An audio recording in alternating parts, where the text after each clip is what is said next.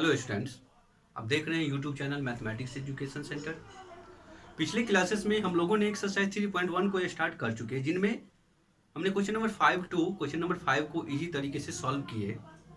आज की क्लास में हम क्वेश्चन नंबर 6 से आगे चलेंगे। जैसा कि क्वेश्चन नंबर 6 में कह रहा है, find the values of X Y and Z from the following equation. एक मैट्रिक्स है जो इक्वेशन के फॉर्म में दिए हुआ है। ये equation form equality of matrix को फॉलो करते हैं। जैसा कि हम लोगों ने टाइप्स ऑफ मैट्रिक्स में इक्वलिटी ऑफ मैट्रिसेस को पढ़े हुए थे, ठीक उसी तरीके से ये क्वेश्चन को सॉल्व करेंगे। तो चलिए question number 1, equalities of matrix कहता था वन एलिमेंट, ये इस पोजीशन का एलिमेंट, ये जो पोजीशन है ये दोनों आपस में बराबर होते हैं। तो इस रूल के से अगर हम देखें तो y की वैल्यू मेरे पास कितना मिलेगा 4, z पोजीशन यहाँ से है तो z इक्वल टू 3 और x पोजीशन यहाँ से है तो एंड x इक्वल टू 1 मिलेगा। ठीक है, x की वैल्यू 1, ये 1 है। नेक्स्ट क्वेश्चन भी हम इसी मेथड से सॉल्व करेंगे। ऐसे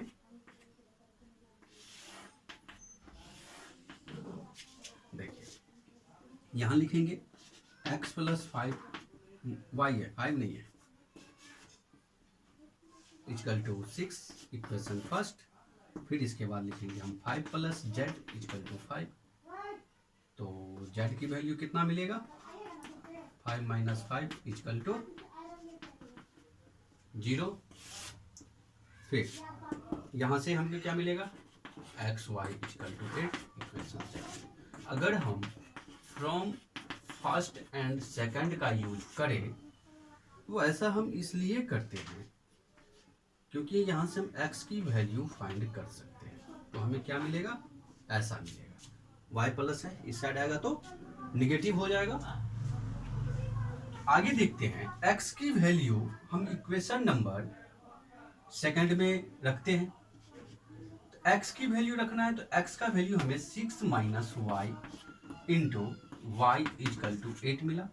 इसको सॉल्व कीजिए तो मल्टीप्लाइड कीजिएगा तो 6y Y square is equal to 8। फिर यहाँ से हमको मिलेगा Y square minus 6y plus 8 equal to 0। Factor form का यूज कीजिए। तो फैक्टर फॉर्म का जैसे ही यूज करेंगे तो हमारे पास y square minus 4y minus 2y अब प्लस 8 इजकल टू 0। तो y into y minus 4 minus 2 y minus 4 मिलेगा। तो यहाँ से y minus 2 into y minus 4 equal to 0। तो एक बार हम one time y minus 2 equal to 0 लिख सकते हैं 1, और इसको भी हम ऐसे लिख सकते हैं। तो यहाँ से हमें y इजकल टू क्या मिलेगा 2 और यहाँ से 4 मिलेगा। ठीक है, अब इसे हम क्या करेंगे, बारी बारी से वन टाइम एक बार हम y इजकल टू 2 रखेंगे किस में, तो यहाँ पे। तो यहाँ पर हम इसको लिख लेते हैं 8 y equal to 2 in equation number first. तो x equal to 6 minus 2 equal to 4 और 8 y equal to 4 in equation number first. तो x equal to 6 minus 4 equal to 2। तो देयरफॉर हमारे पास x और y की वैल्यू क्या मिल रहा है, एक बार 2 मिल रहा है और एक बार हमको 4 और z की वैल्यू 0 है। ठीक है, आगे देखते हैं अगला क्वेश्चन क्या कहता है। अगला क्वेश्चन जो मेरे पास है वो ये, पहले हम इसे क्या करेंगे, इक्वल करेंगे x plus Y plus Z equal to 9 equation first, x plus Z equal to 5 equation number second, y plus Z equal to 7। चलिए, इन तीनों इक्वेशंस में हमारे जो कंपेयर करें तो x प्लस जेड की वैल्यू 5 है। तो यहाँ पर ये x प्लस जेड इन दोनों वर्ड के लिए हम क्या 5 का यूज कर सकते हैं। तो लिखते हैं फ्रॉम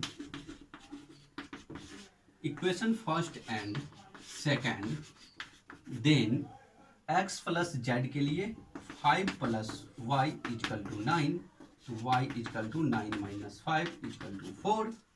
नेक्स्ट में देखेंगे y की वैल्यू, अगर हम y की वैल्यू इक्वेशन नंबर थर्ड में लाके रखे, पुट या एट y बराबर 4 इन इक्वेशन नंबर कहाँ पर थर्ड, तो देन क्या होगा हमें y की वैल्यू 4, तो 4 प्लस जेड इजकल टू 7, तो z इजकल टू 7 माइनस 4, इसकी वैल्यू कितना हो गया 3 आया।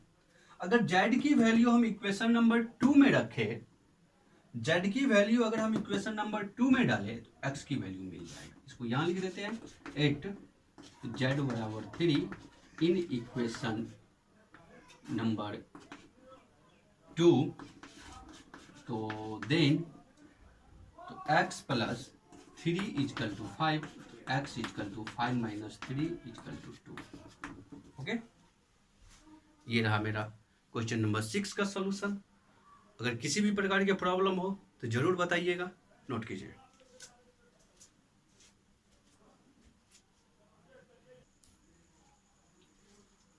क्वेश्चन 6 के बाद हम क्वेश्चन 7 को देखते हैं। क्वेश्चन 7 क्या कहता है? क्वेश्चन 7 में कहता है find the values of A B and C D. Same question है, वेरिएबल सिर्फ चेंज है। हम यहाँ पर भी क्या करेंगे, इस टाइप के क्वेश्चन में भी वही सेम प्लेस ऑफ पोजीशन को इक्वल करेंगे ऐसे, तो a minus B equal to -1, 2a minus B equal to 0, equation first, equation second, 2c plus 2c नहीं 2a plus c equal to 5, equation third 3c plus d equal to 13, equation number 4। अब इसे हम बारी बारी से एक एक करके इक्वेशन को सॉल्व करेंगे और ये थिंकिंग करेंगे किन दो इक्वेशन या तीनों इक्वेशन या फिर फुल इक्वेशन को एक साथ कर ले जिससे हमें एबीसीडी की वैल्यू फाइंड। तो कैसे सॉल्व करना है? लीनियर इक्वेशन के मेथड से सॉल्व करना है, जैसे कि आप लोगों ने क्लास 10th में सॉल्व किया होगा।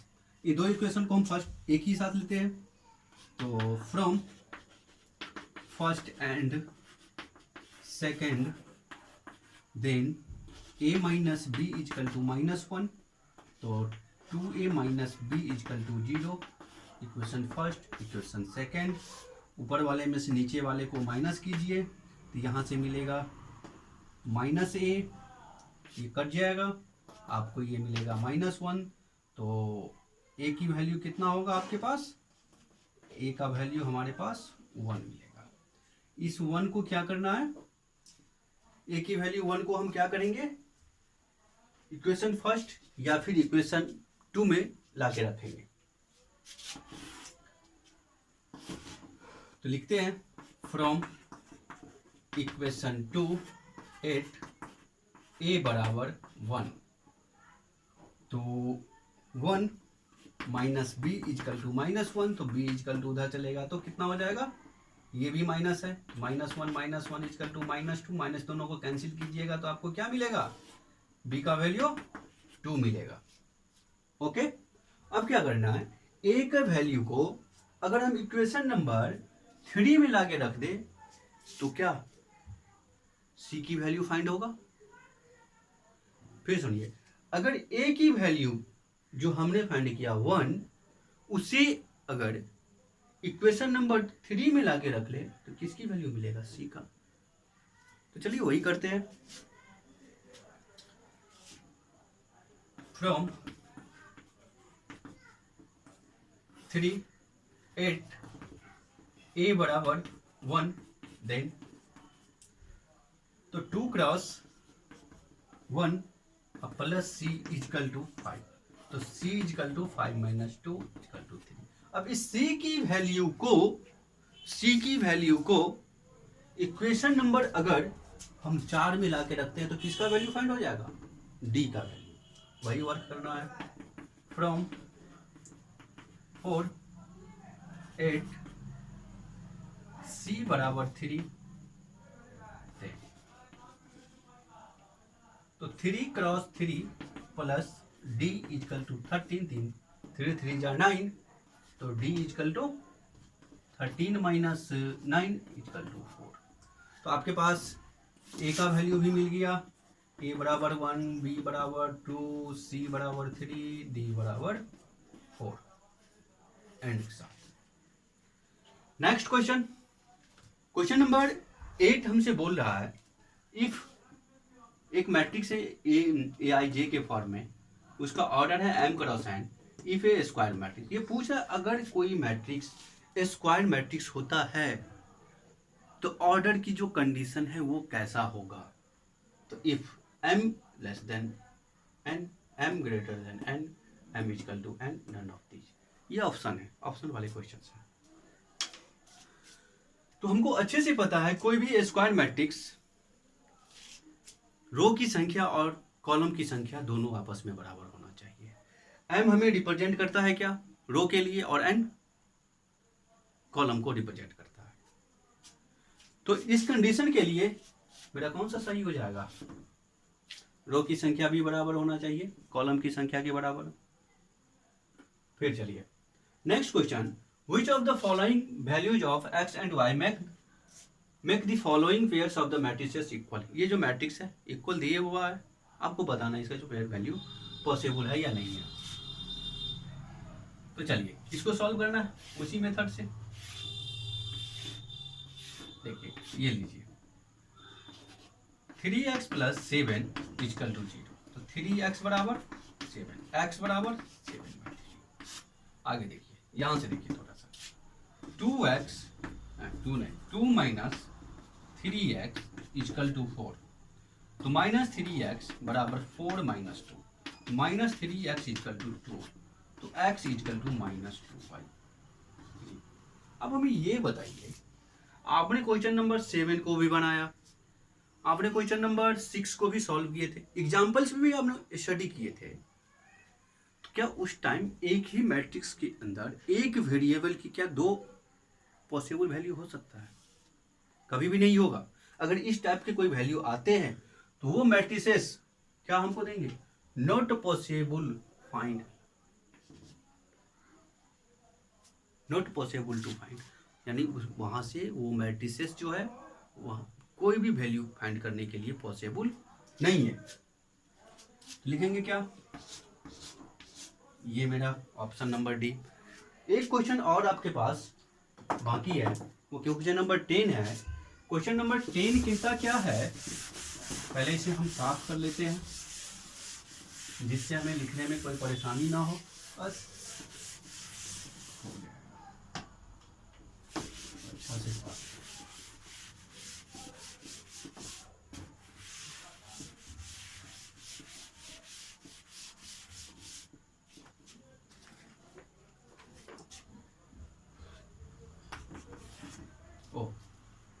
ये क्वेश्चन नंबर 9 है। The number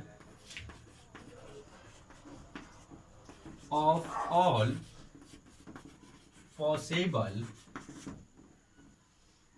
matrices of order 3 cross 3 with each entry 0 या फिर 1 को लेना है, तो इज ये हमें 27, B 18, C 81 एंड D 512। बहुत ही इजी क्वेश्चंस है। ये हमसे ये पूछ रहा है अगर हम आपको सिर्फ 2 डिजिट दे दे, डिजिट नहीं सॉरी नंबर डाल दे दे, कहे 0 या फिर 1, तो आप इससे कितने टाइप्स के मैट्रिक्स तैयार कर सकते हैं, पॉसिबल हो सकता है। वो मैट्रिक्स की जो ऑर्डर होगा वो क्या होगा, 3/3 होगा। एक मैट्रिक्स हम आपको लिख के दिखा देते हैं, 1 2, यानी ऐसा हो सकता है मैट्रिक्स 1 0 0 0 0 0 1 0 0 0 1।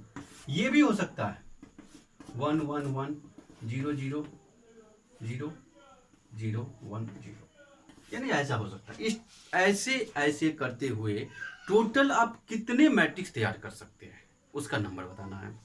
तो हमारे पास कितना डिजिट है टोटल, 2 डिजिट है। कितने ऑर्डर का तैयार करने के लिए कह रहा, तो 3 ऑर्डर का। टोटल एलिमेंट्स कितना हो गया मैट्रिक्स के अंदर, 9 एलिमेंट्स हुआ। डिजिट कितना है, 2। टोटल हमारे पास एलिमेंट कितना है एंट्री करने के लिए, 2 एलिमेंट्स है। और टोटल एलिमेंट्स हमें कितना तैयार होगा, 9 होगा। तो लिखेंगे क्या, total number of possible matrices.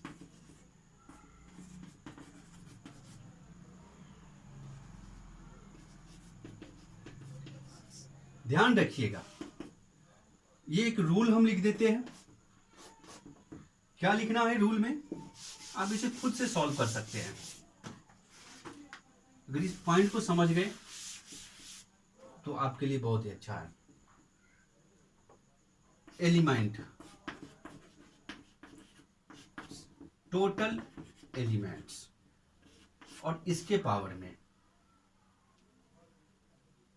यानी ये एलिमेंट एंट्री वाला होना चाहिए जिसे आप एंट्री करने के लिए आपको कहा गया होगा। और यहां पर लिखना है ऑर्डर।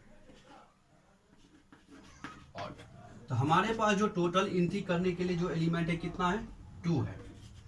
ऑर्डर कितना है, 3 क्रॉस 3, मल्टीपल किए कितना मिला, 2 के पावर 9, मल्टीप्लाइड कर दीजिए 512 होगा फाइनल आंसर। ओके। अगर किसी भी प्रकार के प्रॉब्लम फिर भी आ रहे हैं तो आप हमें जरूर बताइएगा, आपके प्रॉब्लम को सॉल्व करने का हम हर संभव प्रयास करेंगे। चलिए अब हम अगले लेक्चर में मिलेंगे जिसमें हम स्टार्ट करने के लिए रहेंगे एक्सरसाइज 3.2 हम लोग स्टडी करेंगे। Good bye.